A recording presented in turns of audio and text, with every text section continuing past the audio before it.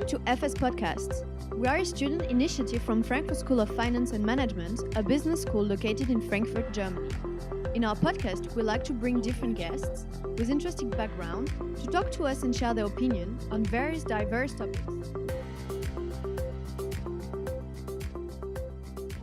Today, we would like to welcome the former Chief Data Officer and Executive Vice President at Yahoo, former Chief Data Officer and Group Managing Director at Barclays Bank, and Executive Chairman of Oasis 500, and an avid angel investor, Usama Fayyad.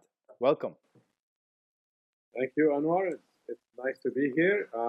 Some chose to ignore a lot of other things in my background, like Microsoft and NASA, and a lot of startups, but that's okay. See, you beat me to the punch. We were eventually going to get there, but thank you for taking out your time.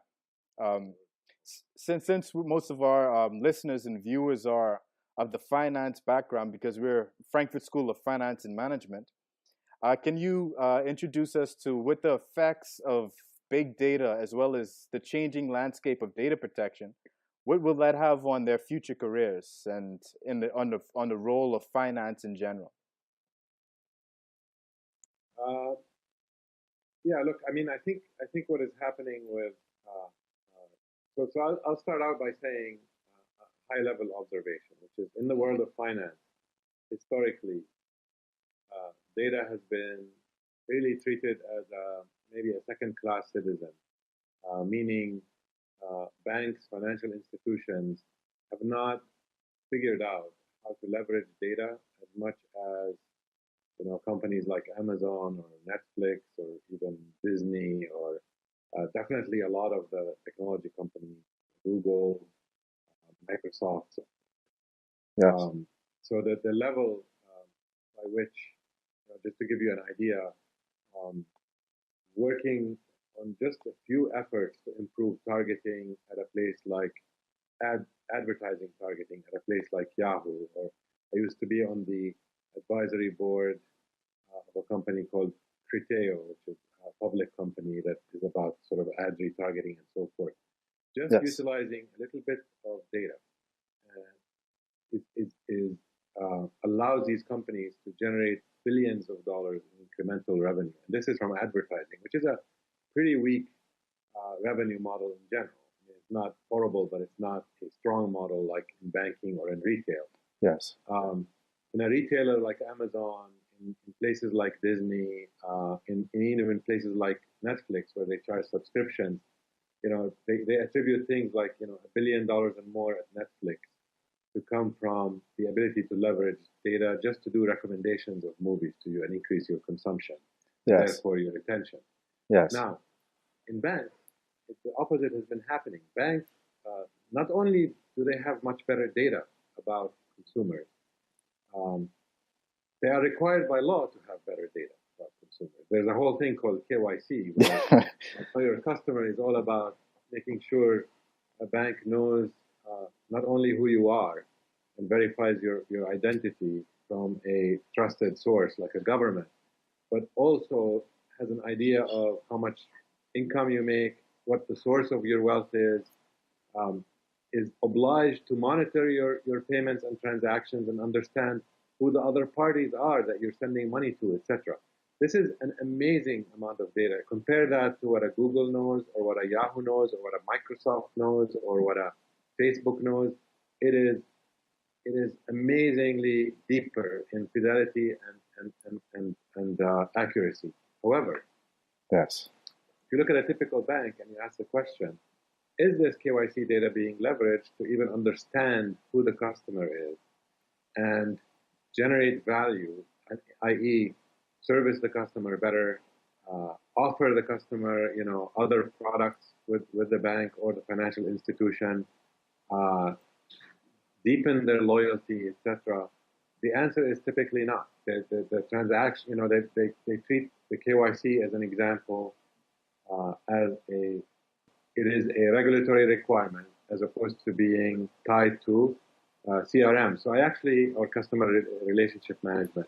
So one of the programs I pushed very hard at Barclays was to basically create this link between KYC and CRM between financial crime, where you do a lot of monitoring of the data.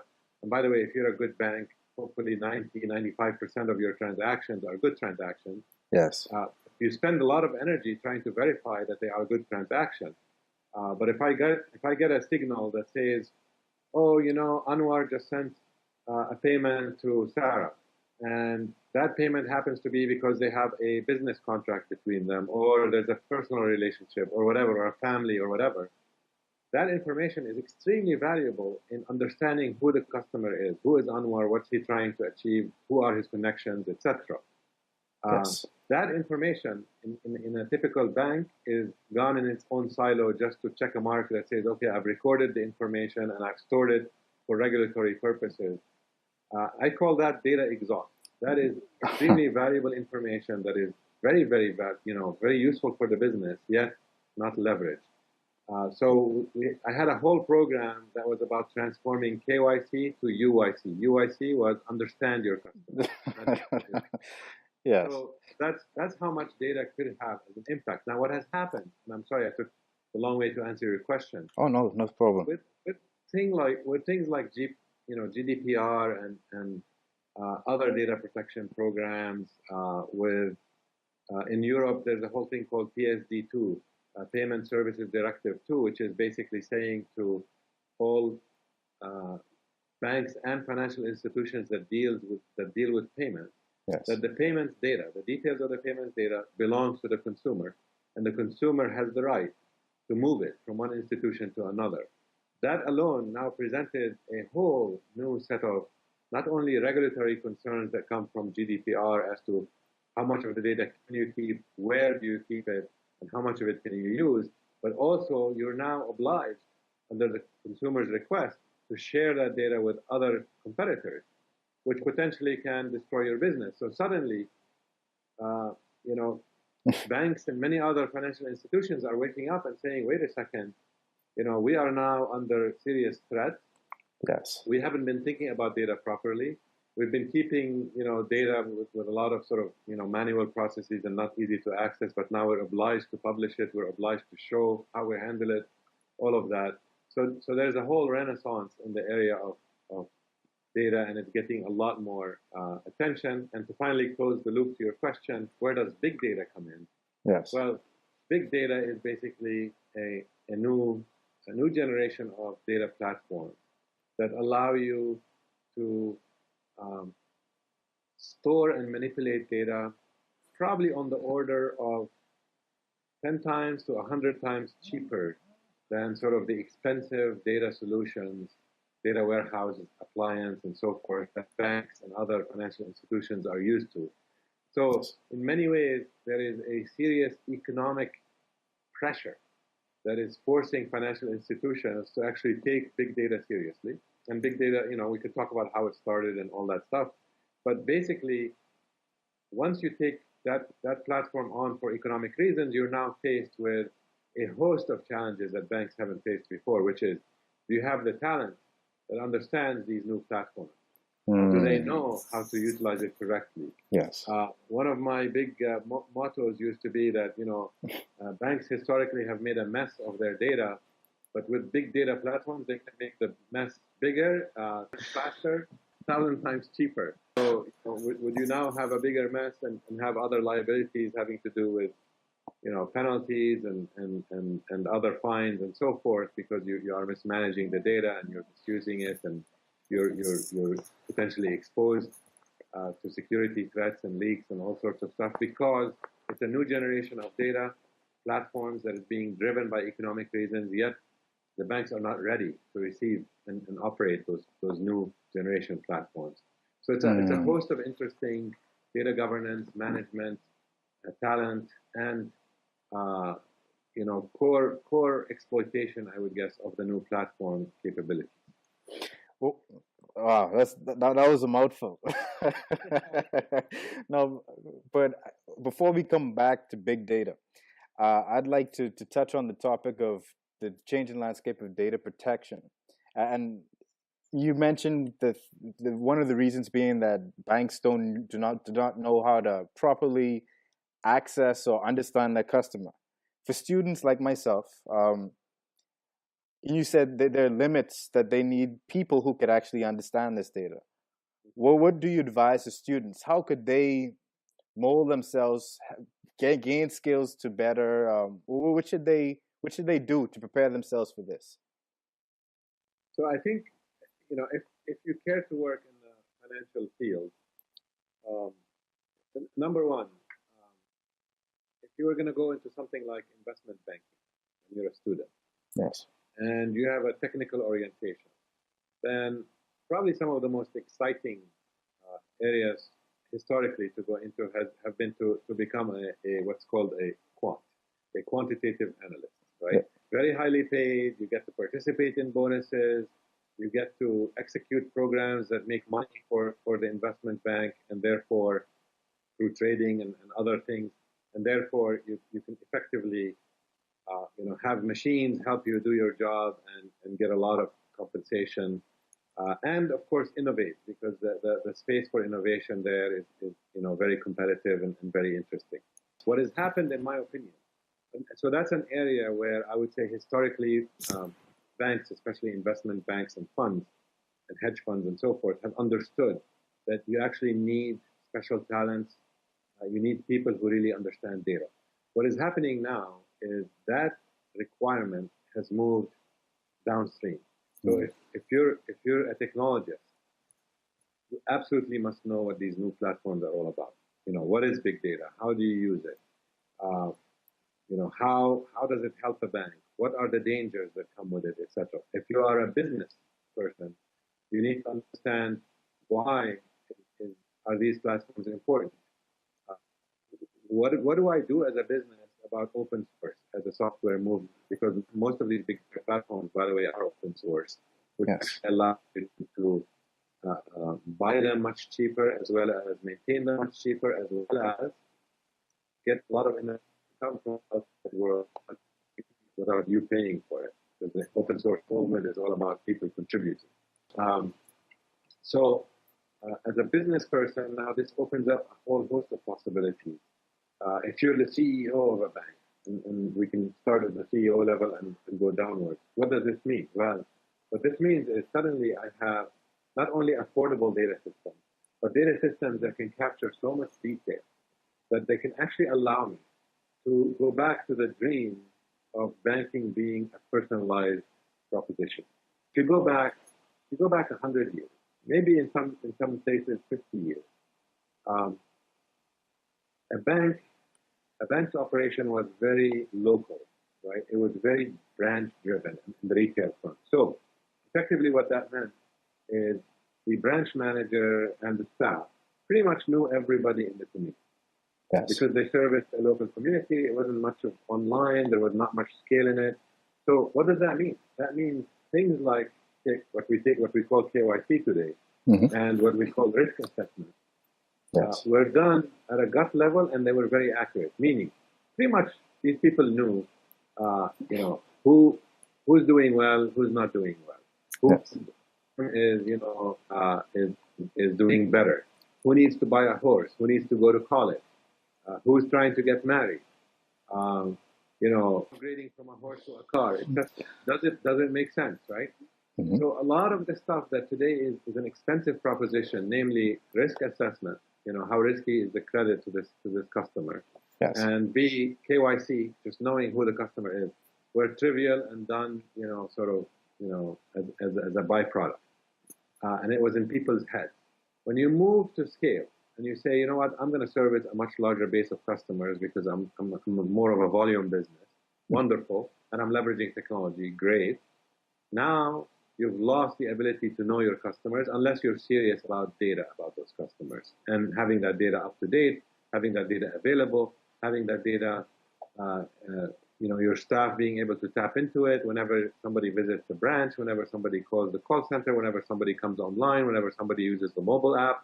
Yes. So you've got this multi-channel world, which historically in banking, these channels have been built independently over time, so they don't talk to each other. They have different data systems. Yes. Good luck finding out. Only the minimal stuff is sort of unified and up to date. The minimal stuff being, I want to make sure that when you deposited money, I've recorded it correctly and you don't see it in a differently. And when you withdraw money, certainly I debit you, correctly in all the channels so that you can't just withdraw more money than you have. And those are the minimalist sort of requirements versus actually understanding. Oh my God, I actually see the transactions that this customer, does. So now I understand what they care, where they like to shop, how they like to shop, when they like to shop, what is their taste, where do they like to spend their money? Do they like jewelry more than they like trips? Do they like travel more than they like, theater? Do they, there's all sorts of insights that you can get about your customers, and therefore offer them many things that are relevant to them. And I can give you examples of how we've done that, say, at a place like Barclays. But that ability becomes, paramount. And now that ability needs you to be able to understand that data is an asset that can drive business. And how do I think like an Amazon? How do I think like a Netflix? How do I think like a Facebook? How do I actually start thinking of the world as here's what I know about you, and therefore here's how I can help you as a customer? That is a huge challenge. And if you go in and see the training that business people go through, well, they may have had some finance training, they may have had some general business training. Yes. Very few of them actually think about, the e-commerce side of the business, the mobile side of the business, new ways of sort of generating business models based on that data. And that is what's going to be required in the banking of the future. So I would say having those skills not only prepares you as a business person or a technologist for a future career in finance, but in fact, it makes you highly desirable in almost every other field, whether it's healthcare, whether it's law, whether it's, of course, online and e-commerce and so forth, whether it's telco. Data is a very, very valuable asset. And my advice to anybody who's sort of preparing for a career there is, pick up those skills because they make you a hot commodity both in finance and outside of it. Okay. You in your speeches and in your lectures, you always use the example of you had a group of students come to you and that you asked to do a report based on your Facebook to create a profile about you. And they came back with a pretty accurate description based upon your friends' engagements about how they shared about your likes. How is this mechanism of big data? Well, is there any infringements on privacy? What are the risks involved with this development? Yeah, so those two are, your question is excellent, but it has two very different dimensions embedded within it. So dimension number one, and that I think the students, those were two interns actually from France. Yes. Ph.D. students that we had at Blue Kangaroo, where we were doing a study. Basically, the basic question was, I wanted to give those interns a very counterintuitive question, right? Which is, does the Facebook data have a commercial signal in it? Because, if you ask any group of people, do you go to Facebook to shop? Nobody tells you, yes, I go to Facebook to shop, right? If you said yes. Amazon, they'll say, yeah, it's obvious. If you said Google, they'll say, yeah, 50-80% of my activity probably has to do with shopping. Yes. Facebook, probably not. Oh. However, it turns out that because you do things like likes on Facebook, that even if you're not active, even if you personally, like me, don't do a lot of likes and, don't comment a lot and you're just sort of, monitoring and getting to know the technology and you're connected to a whole bunch of people, but you don't really know them. Yes. Even in that circumstance, it turns out that the people connected to you, their likes, create enough of a signal to tell about what your shopping preferences might be. What kind of cars you want to buy, what kind of places you want to travel to, what kind of cell phone you might want, what kind of cell plan you need, all that good stuff. So here's the question. So the data is valuable. Now the question is, when is it okay and how is it okay to use that data? Yes. How do you get that data? And the ultimate answer under any set of regulation, whether it's the US privacy laws or the much stronger EU privacy laws, if you get through commercial opt-in, through consumer opt-in, meaning The consumer understands what they're opting into, i.e., you've explained it in a simple language. Yes. They have some kind of benefits from that opt-in, and they actually explicitly give you that opt-in. You are now operating in a zone that's protected by almost any kind of privacy laws out there, right? And the example I often like to make is we're all used to airline miles, right? We're all sort of normalized to the fact that whenever I travel, I'm going to make sure the airline is tracking me. By the way, think about this: the information you actually agree to share with them, and you agree to let them use it in their marketing sharing databases. Information. It actually says what airport are you taking off from, where are you going to land, when are you traveling, what hotel you might be staying at, a car or not, all sorts of stuff that we consider very private. Yet, we will go out of your way. I'm willing to bet any of us will sort of go out of their way. I certainly do it. Walk that agent and say, hey, make sure you're tracking me. In fact, make sure you're tracking my kids and my family too, right? So it's at that level. That is what I call opt-in, right? That is true opt-in because I see economic value in that tracking. I want them to track me because I want to get credit for it. And if I get credit for it, I find that credit beneficial. And I understand that I'm actually disclosing this information. They're not doing it in hiding. That is the right example. And that is where you sort of have to figure out what is it that I have to offer this consumer to allow them to see my Facebook information, my Facebook graph. What do I have to give them to allow them to understand my LinkedIn graph, right? Because my LinkedIn professional graph says a lot about me as well. Yes. Now, that's the dimension of permission and opt-in. The other dimension is the big data dimension, which is why does this require big data? Well, guess what? If I gave you a data set that says, here's what I know about a group of people, and by the way, here's a social graph that goes with these people, and by the way, here's a professional graph that goes with these people, and by the way, here's a whole bunch of videos that may be associated with these people, and a whole bunch of documents that may be about or written by these people. Yes. That mix of data, that variety of data put together cannot be handled in classical structured databases because it has a lot of unstructured data. It has a lot of innovative structures like graphs and so forth that are very, very difficult to manipulate in the traditional database world. And this is the world of big data. This is where big data makes it very easy to deal with a mix of documents, videos, images, of course, structured data, voice recordings, right? If you're operating a call center, yes, it could be an extremely useful thing when a customer calls you for you to be able to very quickly see, okay, they called 3 times before. What were the calls about, right? And, let me replay a part of it. Or let me see a text extracted from speech of the transcript of what happened. All of that kind of stuff is very easy to do in big data systems. It is extremely impossible to do in traditional database system, which is why you care about the big data platform. So for those untraditional systems, for when you don't opt in to give your information, which ways should we look out for our privacy, or are those already taken care of by the regulators? Yeah, so there, look, I will tell you, I'm going to use a bad example, okay? And this happens to be sort of how the industry has been doing a lot of what we call behavioral targeting, which is something I must say I was a big contributor to in my past.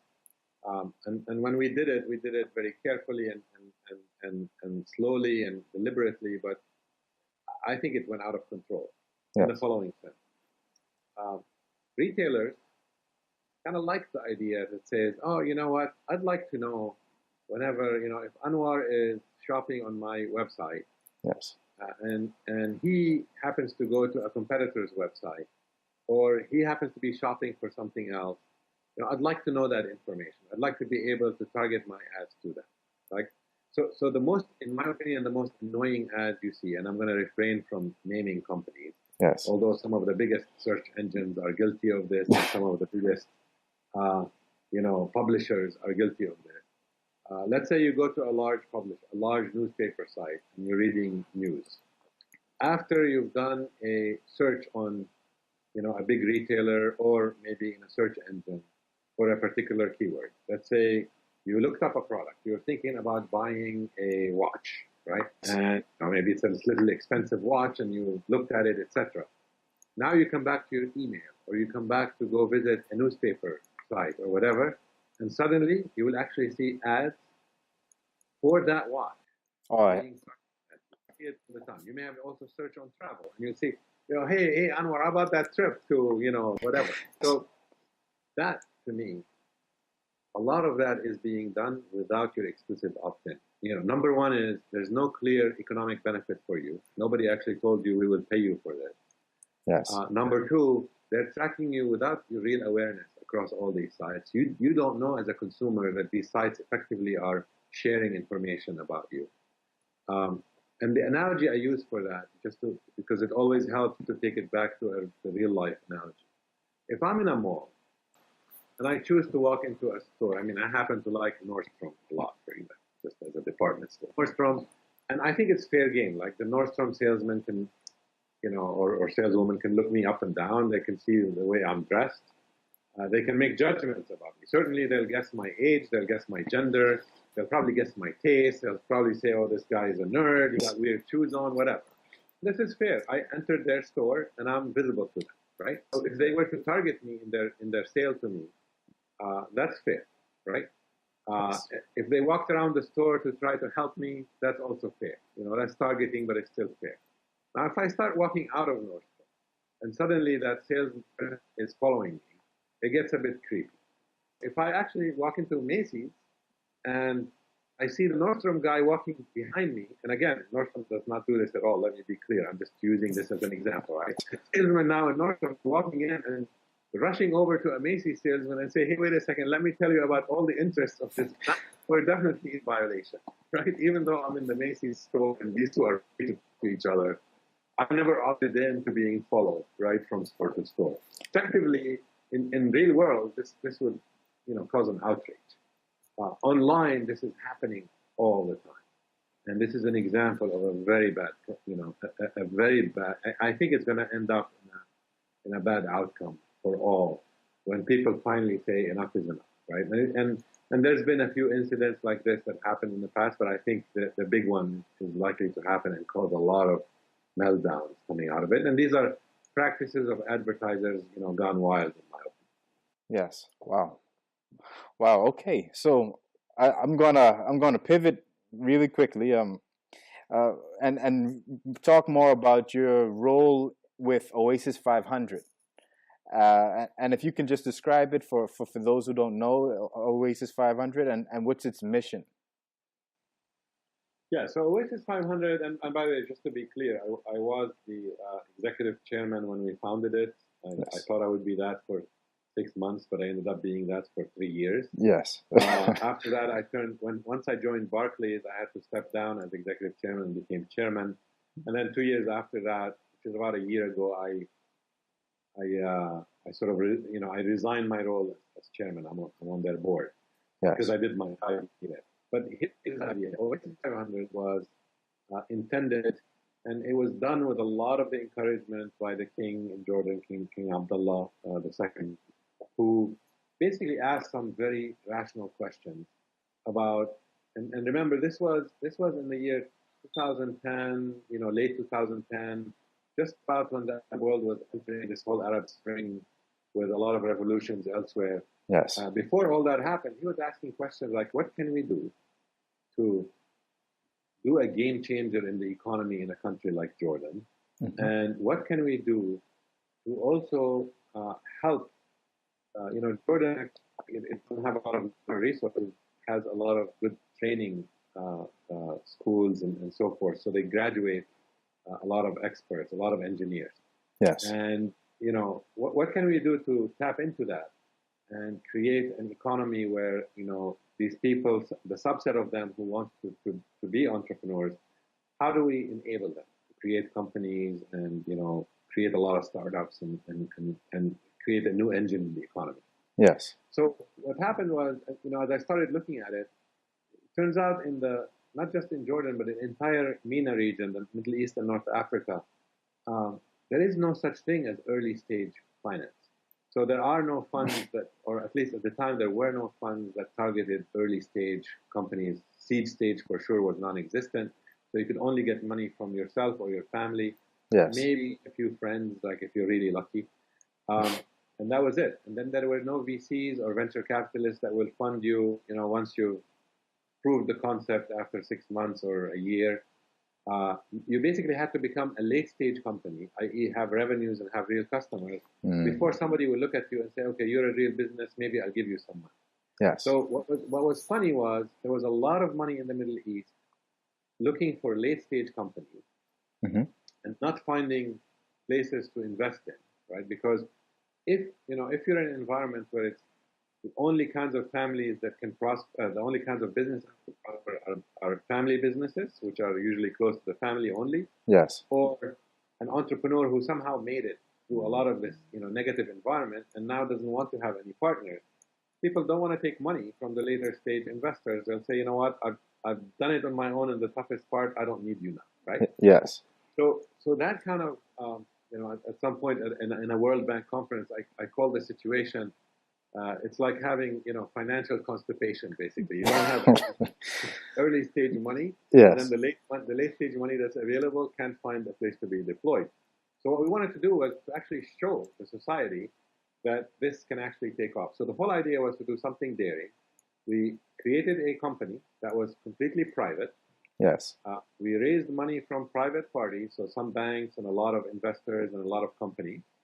And we basically said, we're out there, our charter is to do early stage seed investment. But part of that deal is to say, look, we can't just give money. And in fact, in our second meeting with the king around this, so the first meeting we identified, look, there is no early stage money. So I said, great, let's create a fund. In the second meeting, I basically said, look, you can't just give money to people who don't know what to do with it. You got to have a training program around it. Then you got to accelerate them. Yes. Then you have to have enough mentors. And then you need to create all these angel investors. There's no word in Arabic for angel investor, by the way. I mean, this is how, or it's equivalent. Yes. So what we did was basically said, let's take on, how do we build this? How do we create this ecosystem by creating a mentor network, by creating an acceleration program, which is more important, in my opinion, than actually funding, by setting up a program where we invest quickly and we accelerate, and finally, how do we get the angel investors to emerge?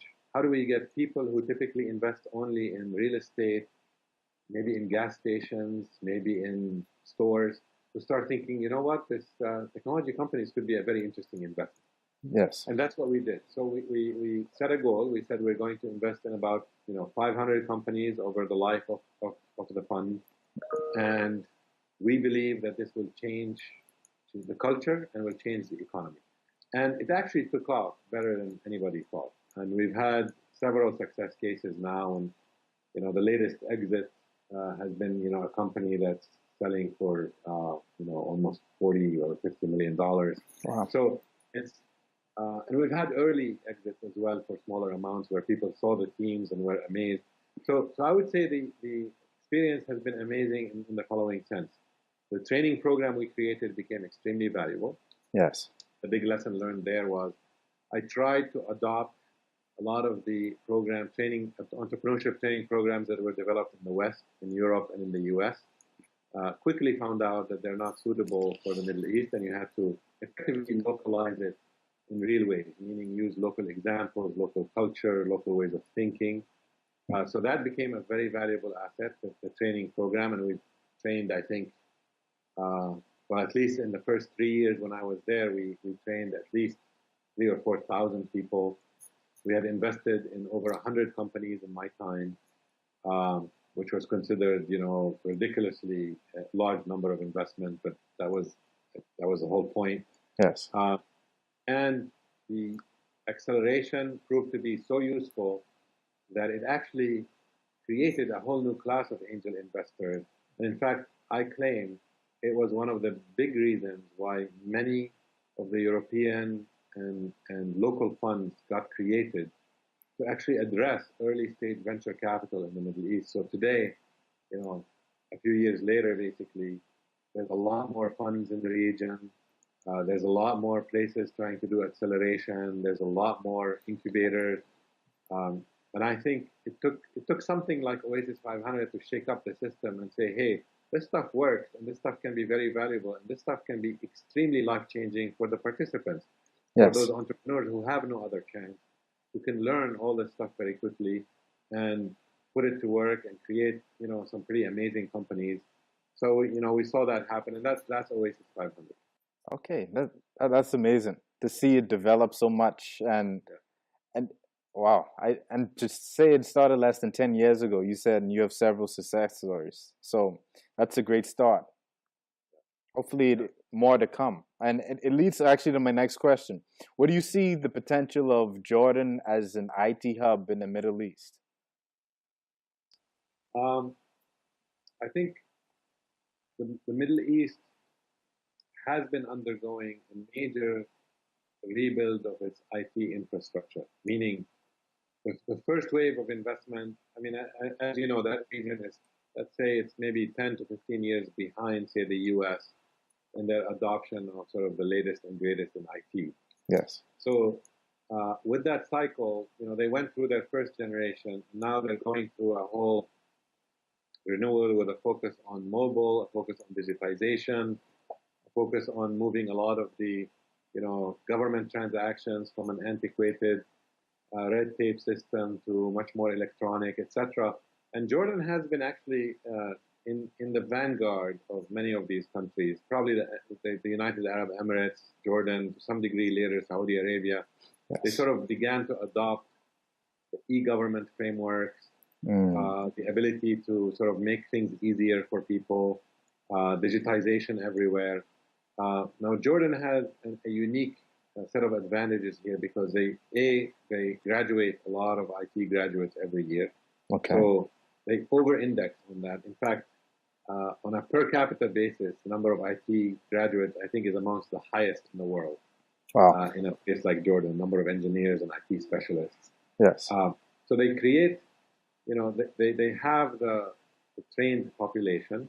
There's a lot of demand around them because the rest of the Arab world is trying to, redo their IT infrastructure. Yes. They need people who actually speak Arabic and understand the culture and are willing to work in those parts of the world. Yes. So Jordan happens to be probably one of the, they don't have the numbers of a country like Egypt, Yes. but they have a deep bench of expertise and high quality training. So they have the trained engineers. So I think in that sense, it's a huge opportunity, which is another reason why the king at the time was very keen on saying, look, we got to have a fund that will encourage people to do technology startups because I want to see more and more and more of this happening. Yes. He's been extremely supportive of that whole effort. And in fact, I still remember how he insisted on attending when we were doing Oasis 500. He insisted on attending our first Angel Network event. Yes. Even though I kept saying, no. For the second or third, because Yes. we really don't know what we're doing. We don't know how people will react. In fact, my guess is nobody's going to invest in anything. They're just going to watch Yes. and be enthused, and they'll be impressed, but they will not invest because it takes a while. And he basically told me, I remember at the time, he said, you may be right, but I think you're wrong. Yes. But I'd like to attend the first one anyway. So he attended, and sure enough, of the 6 companies that pitched in that event, I think 4 of them got immediate funding. Wow. One of them went on to become, really huge, and they raised something like $70-80 million over time. Okay. And became a huge force in e-commerce in the Middle East. So, I think I'm very bullish on sort of Jordan and a lot of the countries who start taking up. Entrepreneurship is an amazing force, and if you figure out how to unleash it and how to help the creative minds Yes. have access to capital, you can help everybody. And this is not new. I mean, this happened in the U.S. 100 years ago. It happened in many other countries. Europe discovered it maybe 20 years ago. Yes. And I think now, the Middle East is discovering it in a big way. I think you're right. One of the key resources are the people and the educated people. So I think Jordan is well on its way. Well, that brings me into, I think a lot of our students or a lot of our viewers and watchers would like to hear about your experiences because you were born in Tunisia, raised in Jordan, and studied in the U.S. in Ann Arbor at the University of Michigan. How did this diverse upbringing help to mold you into the person that you are? Yeah, I mean that's hard to look at in retrospect. My father worked for the United Nations, so we pretty much lived in many countries and across North Africa and the Middle East, Yes.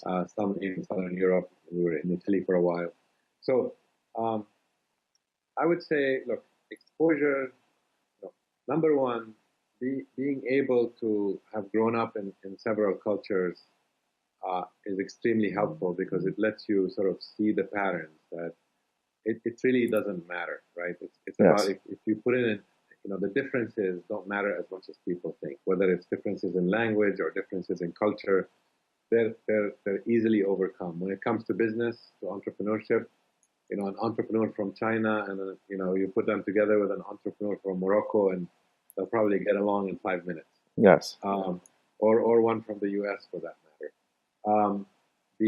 So the way of thinking, the mechanics of business thinking and business modeling and, the passion around a product and a business and a market, it's universal.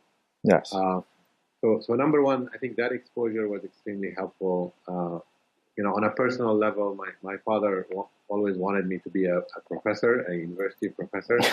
So I sort of did my PhD without thinking about it, just, and I was lucky enough to select. At some point, I almost did it in a PhD in mathematics, but thank God I ended up selecting artificial intelligence and machine learning, which happens to be one of the hot fields now. Yeah, you don't say. So doing that PhD, towards the end of the PhD, I realized quickly that, look, maybe I should consider working for a while. And I think my PhD advisor, he had a rule. He said, if you really want to be a professor, go work in industry, quote unquote. Academics call it industry. Yes. Go work for some company. And I thought going to NASA Jet Propulsion Lab was a nice trade-off because NASA, JPL is, administered by Caltech, which is a very good university, but it's also not a university. You're doing research projects and interesting things like that. And I think that began to change in my life of realizing, well, maybe it's not, about being a professor. Maybe it's really about doing stuff that matters. And there I was lucky enough to apply machine learning to a lot of the early data analysis tasks on very big data sets in different fields of science. And the stuff worked. It worked really well. That machine learning was able to do better than human scientists, dealing with large data sets. And at that time, then Microsoft came and recruited me. Yes. I remember when I left NASA JPL, where I became very successful and built a big group, and I had a huge research program. Everybody thought I was crazy. Why would you leave all this and go to be an individual contributor again at a place like Microsoft Research, which was trying to build its new research lab? Yes. Of course, I'm so thankful I did that because it exposed me to what was happening really in the business world. How are people struggling with databases and where the databases were hitting limitations? I got to work with amazing people. Like I worked closely actually in those days with Satya Nadella and with who's now the CEO. Yes. At the time, Bill Gates, of course.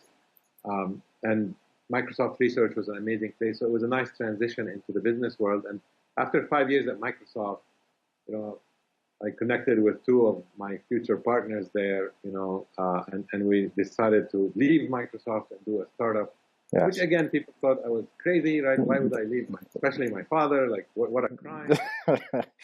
Great job that's paying you with all these stock options and amazing company. And by the way, I still love Microsoft to this day. Yes.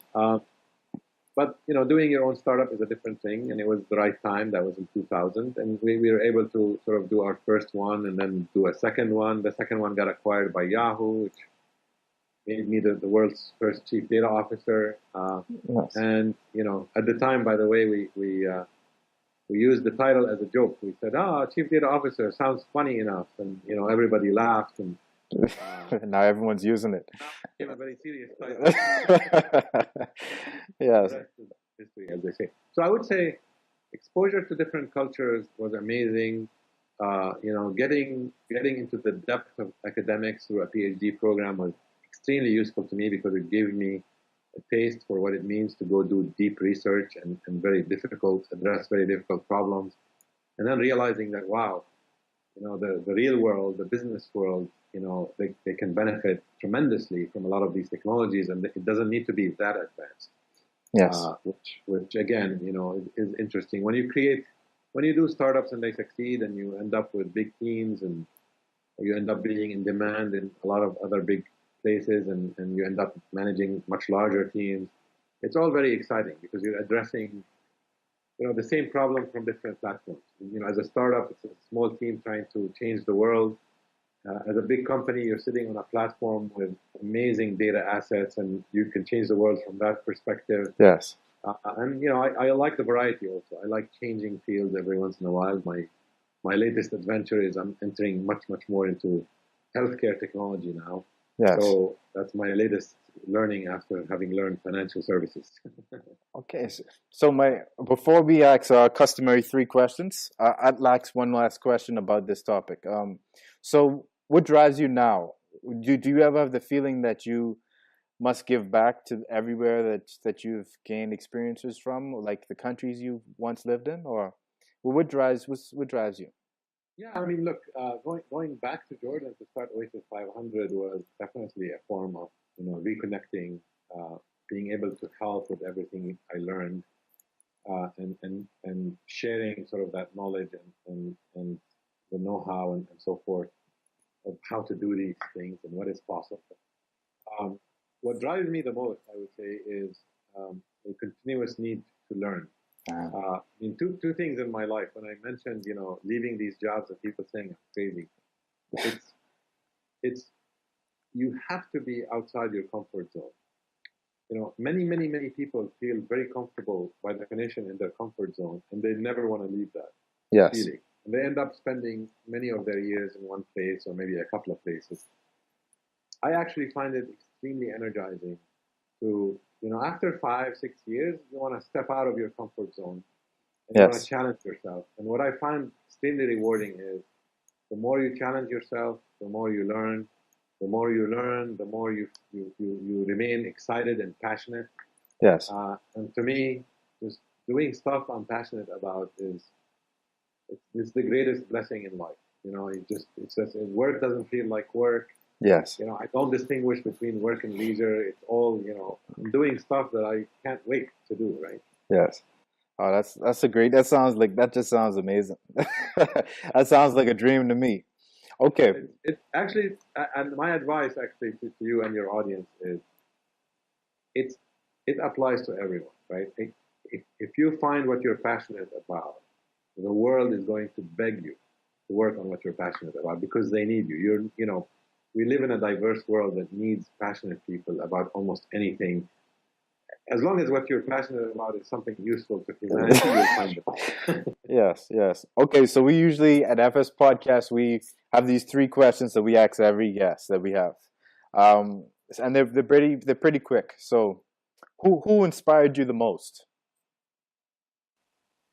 Who inspired me the most? I mean, that is hard because I've been inspired by many people. My father was definitely a huge influence. He did his PhD in the old days at the Imperial College in London. Yes. So, was one of the early PhDs in the Middle East. So I learned a lot from him, but I learned a lot from many people, many professors, many business leaders, many mentors. Yes. So there's no most. I think there's a lot of influencers in my life. Okay. Well, what is your favorite book? I don't have a favorite book. I hate the word favorite. Okay. I have many books I love. Some books have had tremendous impact on my life. Yes. I'll mention Walden by Henry David Thoreau on the philosophical front. I'll mention Escher Gödelbach by Hofstadter on the mathematical computer science front. Okay. But no, it's. I mean, I read a lot of books. I love books, so it's all the time. Every book touches me in a big way. Okay, and one last morbid. It's a little morbid, but yeah, if you had 24 hours left in this world, where would you go? I would want to spend it with my kids and my wife and family, and it doesn't matter where I go.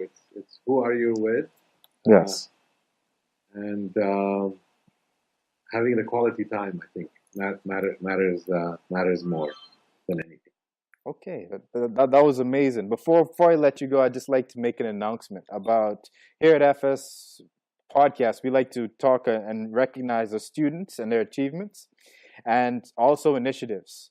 Initiative FS Business Game from the 11th and 12th will host our first business game here at Frankfurt School on the 25th of March, on 11th to 12th of May. Sorry, the 25th of March will be the last day that you'll be able to sign up for it. But with that said, I'd like to thank you, Mr. Fayyad, for your great knowledge that you shared with us today. I think it was amazing, your experiences and all that you had to offer on data protection and the world of data. Thank you.